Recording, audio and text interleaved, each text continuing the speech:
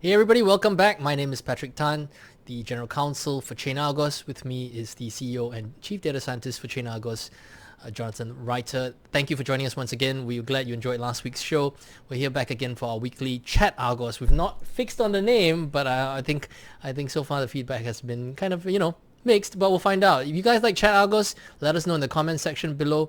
As always, thank you for taking the time out. So what are we going to talk about today, this week, for this week, John? I mean, I think there's a lot buzzing on Twitter, and but we have to because we want to be respectful of your time. So we're going to have to pick a topic. I think the best one, at least between the two of us, that we've kind of figured out that you guys might want to know a little bit about is that whole banking thing with Tether and the Bloomberg article that pointed out that Tether actually had access to the US banking system for the longest time via Signature Bank and through some omnibus accounts. We know that Capital Union, we have sufficient evidence to suggest that Capital Union is one of those banks from which they bank through via an omnibus account. Somebody told Bloomberg that. But, I mean, I think it's fair to say that, based on our true USD investigations, that we know for sure that definitely Capital Union was on board Signet, even though they're not listed on the official list of customers. I mean, that does raise a, True Dollar turned off the listing of banks, and one imagines that the government figured this out before Bloomberg was told. Oh, yeah. So it's not astonishing to think that Capital Union was told you should stop doing this, and True Dollar decided to stop showing that on their webpage. That actually these things may be more related. That we'll find out later. So a bit of context for that. I mean, if you want to find out more about that particular story, head on down to the ChainArgos Medium page. Just search for ChainArgos on Medium, and you'll find one of the articles that we wrote regarding how about $1 billion worth of cash actually was spurted out from the US banking system via Signet on the very weekend that Signature Bank closed down. And that's how we know for a fact that Capital Union was on Signet, because we saw those transfers happening in real life. We watched it in the office. Our automated alerting system told us about all these things. So, but let's tell me a little bit more, because I mean, John's been a derivatives trader for more than 20 years, and perhaps more, just as much or more than anybody else about the banking system. What kind of omnibus banking accounts are these? What exactly is going on over there? Okay, so I guess we start with, this is about Tether's use of Signature. So Tether is not a financial institution in the sort of traditional trust company, bank, insurance company kind of securities dealer. So while they do have I think it's a FinCEN registration, that's not really sufficient for you to get a bank account to do money transmitter type stuff. So they would need to have an account at some financial institution, bank, dealer, offshore, whatever, something.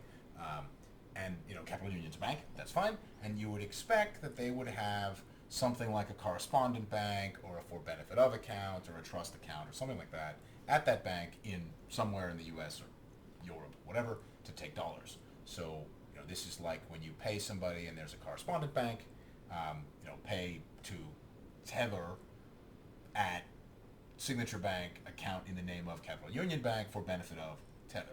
Now there's essentially no chance it said for benefit of Tether, because Tether not supposed to be doing stuff in New York, whatever. But mechanically that's the way it worked isn't surprising, because they wouldn't have been able to open a bank account in their own name even without the New York Attorney General stuff, because they're not a registered money transmitter in the U.S. They're just a FinCEN registered whatever reporting type. Yeah. Those are different levels of whatever registration.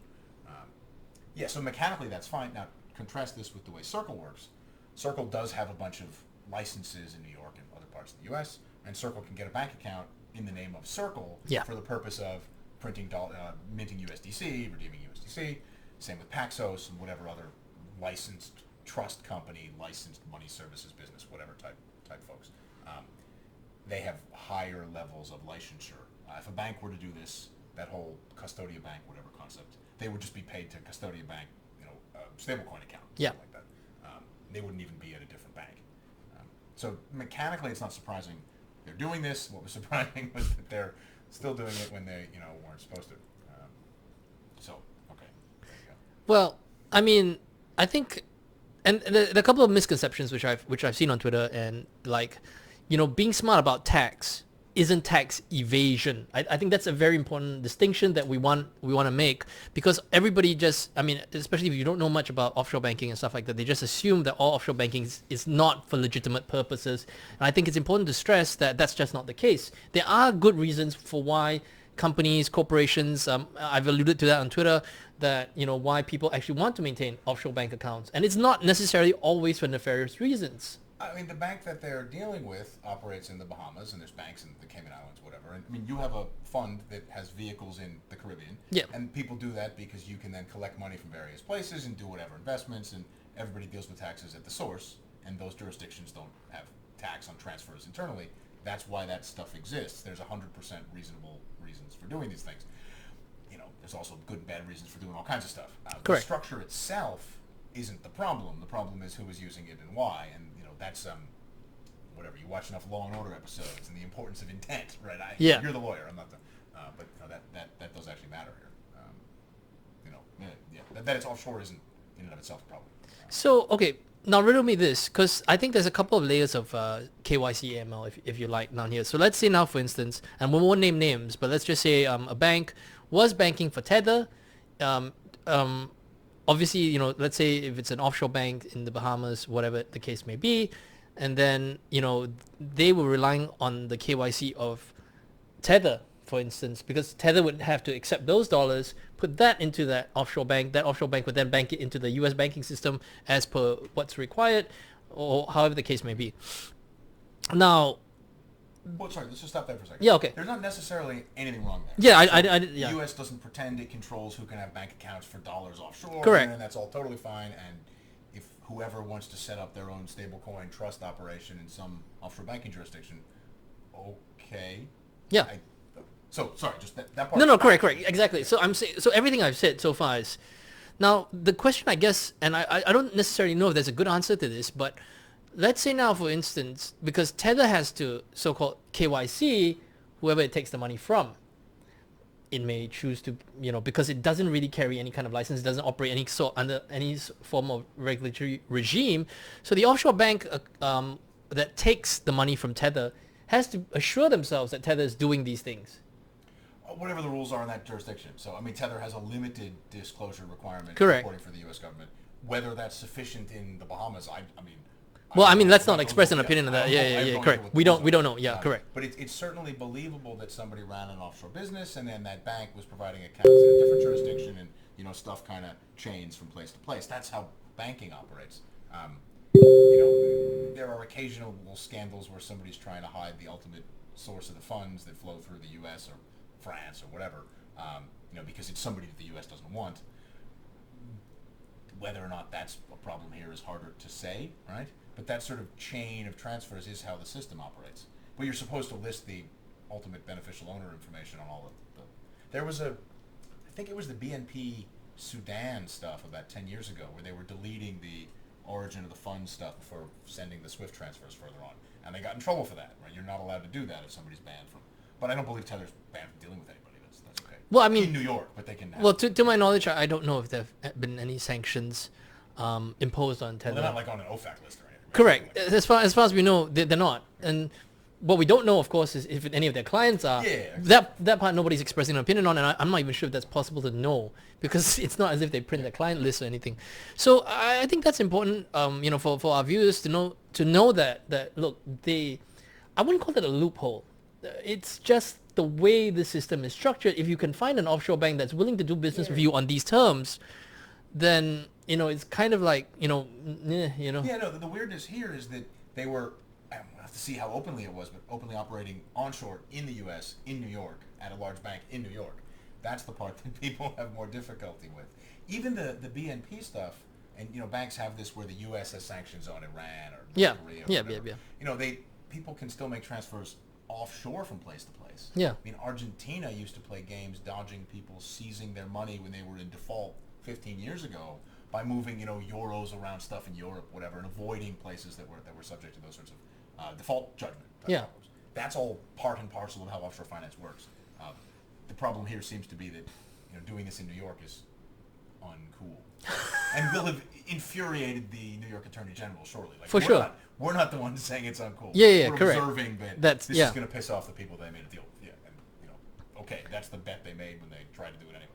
So the interesting thing is then, and this is a question I had, because I can't quite figure it out. Like, why? Okay, so we know we can talk about things that we do know, and this is well acknowledged fact. We know that Tether did try to bank onshore for the longest time. It did. A long, long time ago, if you go all the way back to when it was born, they actually banked with JP Morgan for a while, which might surprise some people. Oh yeah, there was this like Wells Fargo, JP Morgan. Correct. They were in Puerto Rico. There's a whole bunch of U.S. banks. There was a whole bunch of U.S. banks that were quite, well, I don't know if happy is the correct word to use, but they did bank for Tether for a while. They kicked them out of the banking system, and then and that's where they had to end up with that in Panama, remember? And then that's how they lost the 850 million. If I remember right, they ended up in Taiwan, then Puerto Rico. Yeah, correct, and then Panama. This is a Bennett Tomlin question. Yeah, something like that. So it's like there's like a history of being kicked around because they couldn't find banking services, and then one wonders how much of this is kind of like, you know, because they've been blocked out of the main banking rails, where perhaps it might have been easier to exercise greater oversight over them and their activities, that they've now been kind of, well, I wouldn't say forced, but pushed into the shadows, and they've enjoyed living in the shadows so much that, you know.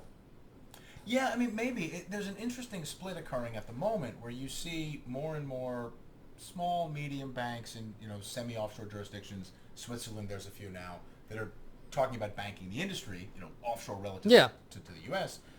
But you see the only three operating stable coins really now are USDC, which is, you know, U.S. banks and kind of a weird setup for other reasons, and then Tether and True Dollar, which appear to be using the same bank in the Bahamas. That suggests that stable coins probably don't have a lot of choices where to bank. Yeah.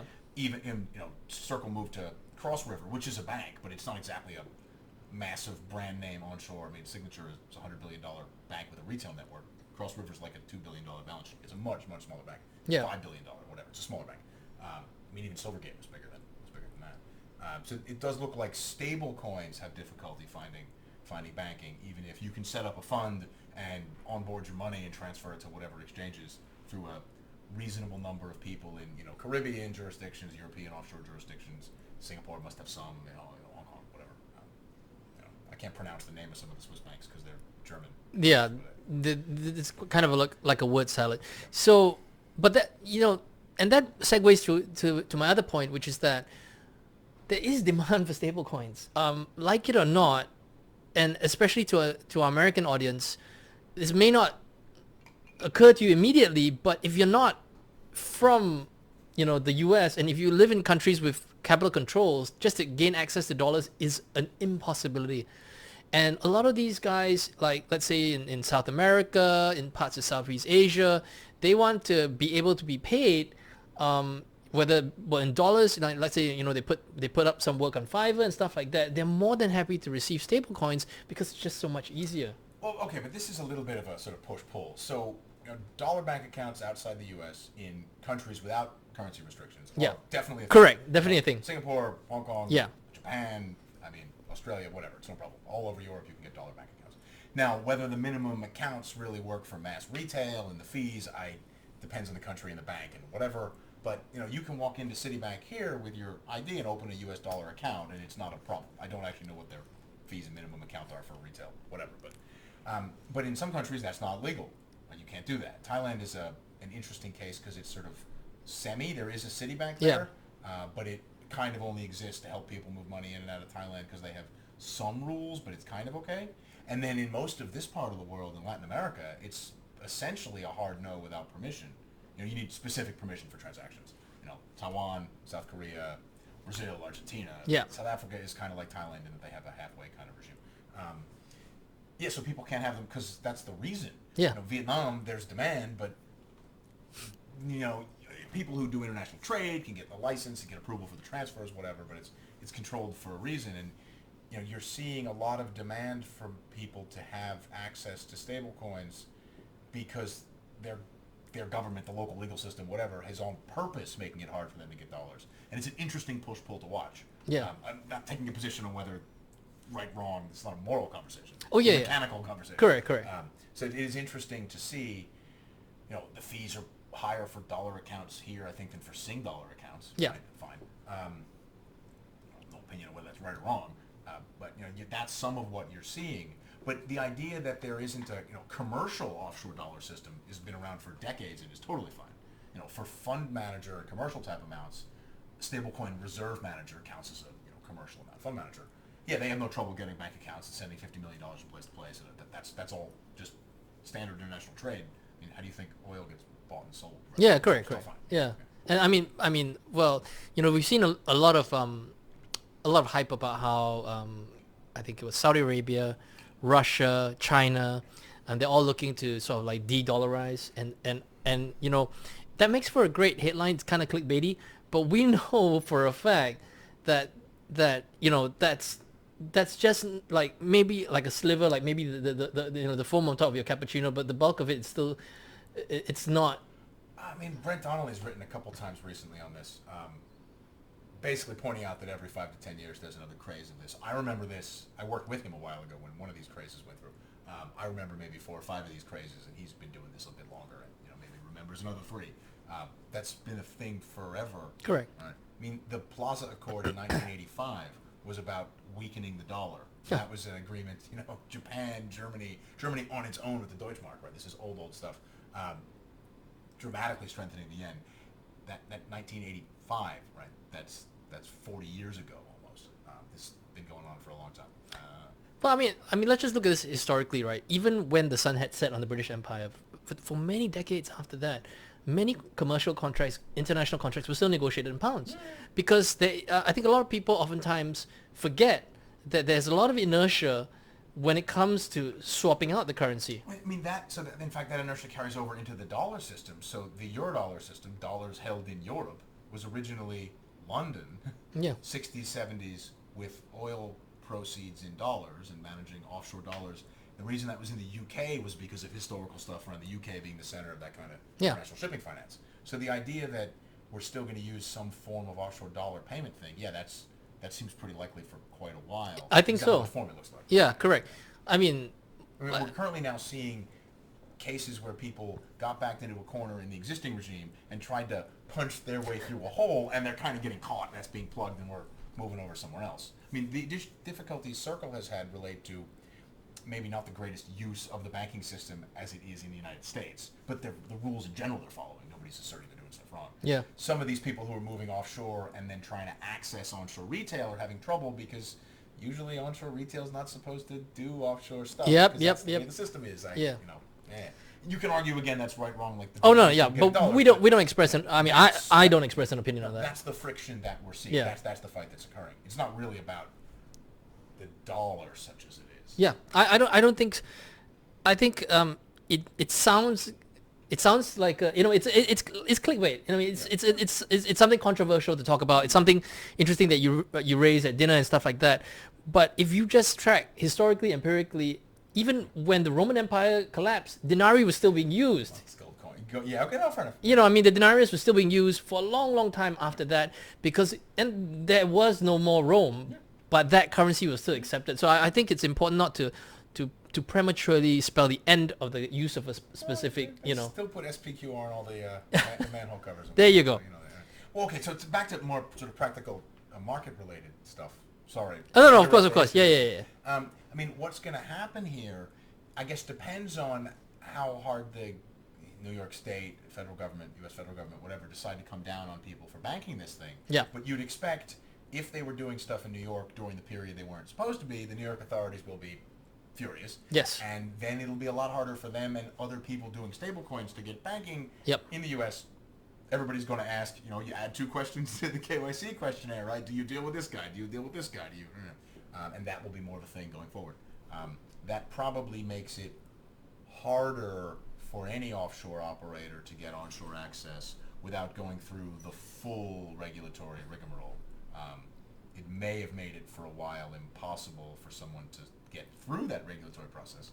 This is the thing people complain about, the regulation by enforcement. One outcome of, for example, Coinbase or whatever, somebody who's taking a strong position against regulation by enforcement, one risk here, of course, is that if your strategy of opposing that fails, you're going to make it impossible for anybody else to get approved for quite a while. Yeah. Because they tend to get sort of pissed off at everybody in your general vicinity. So this thing with Tether, if there's no real problem, it should be easier for people to get onshore banking for their offshore stablecoins going forward.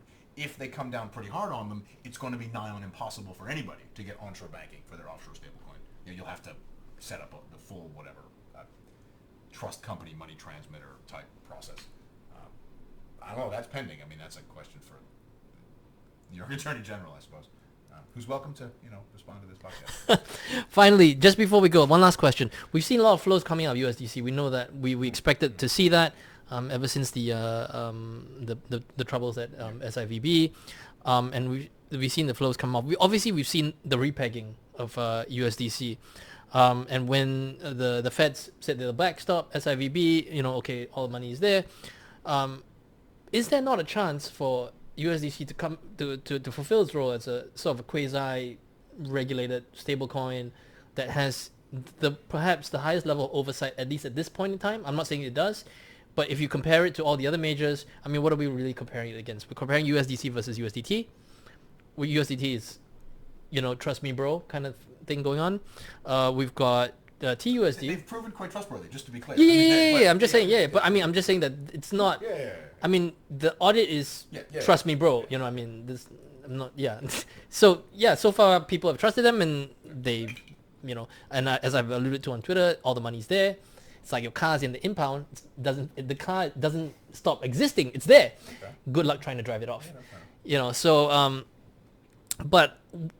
to me, logically, if that's the case, and we now know about the whole capital union thing, why isn't more funds flowing back to USDC? Well, I mean, the fact that Circle had so much money in that one bank is not a good look. No, it's not good. Yeah, it's not a good look. Yeah. In general, I mean, the story of the money market fund problems in 2008 was as soon as anybody had any concern that their money market fund wasn't 100% money good, a dollar for dollar solid, that they just pull everything because you're expecting that thing to just never have any trouble. It's very, very difficult empirically for people to regain confidence. And what you're seeing is even though Circle didn't actually end up losing those deposits, that the stuff was at risk for a meaningful period of time, terrified everybody, and you're seeing money flowing out on average for a while now. It's very hard to restore that confidence. Right? Okay. I'm not predicting confidence. I'm saying you can't restore this type of confidence. Okay, and I mean, we want to end there, but because you brought that up, I want to ask a controversial question. So let's say now the NYDFS hadn't put the kibosh on Paxos to stop issuing the BUSD. Had people, but people found out, because thanks to some research that we did, that BUSD was meaningfully under-collateralized to the tune of $1.8 billion, or is it 1.4, for meaningful periods of time. Now, if things had just, after that report, things had rested where they stood, nobody did anything, NYDFS didn't do anything, let's just say hypothetically, do you think then that similar to USDC, a whole bunch of flow out of BUSD would have happened? Because I'm not necessarily sure that would have happened. I'll go you one further, right? So if Paxos had told Binance to stop that, and Binance had either stopped that or started doing it properly and coordinated with Paxos, I think that those guys would be in a fantastic spot right now. I mean, Paxos, the way Paxos runs their disclosures has always been more transparent than Circle. Oh yeah, Paxos gives better information. Yeah, that's true. We've written about that. We've written about that. So their blemish is that they were associated with a project that was forcibly shut down, and they're on the New York Department of Financial Services webpage with they didn't exactly get slapped on video, but pretty like the Chris Rock situation, right? Yeah. But it's pretty close to that kind of thing that happened. Yeah. And I don't think you can recover from that very easily either, right? Now, the price never fell below 1. Yep. So when people forget that happened, look at the chart. If you were just assessing stablecoins out of nowhere, you would no idea what was going on. You look at the historical price charts, and you go with the one that was closest to a flat line at 1, right? Yeah. But their brand also has some difficulties. Whether they can find a new partner or try to push their USDP thing by itself and actually grow a bit, maybe. It's unclear if they're. I mean, we don't know the regulatory situation, right? So whether they're encouraged to not do that, allowed to do that, not allowed to do that, I don't know. It is surprising they're not seeing dramatic inflows relative to the USDC outflows, unless it's just money leaving the industry. I don't know. But none of the brands that seems to be all okay is without a substantial recent blemish. So it's difficult to see where the money would go. I'm surprised we haven't seen a new provider come out of nowhere, but well, maybe one's in the works, right? Maybe something's cooking. We don't know. I mean, this industry just changes from week to week. Yeah. And speaking of which, that's where we end off. Thank you very much for tuning in. Thank you for your time. If you have questions, you don't have to agree with what we say. Just hit us up. down below on the comment section. Otherwise, smash that subscribe button. We love it when you do that.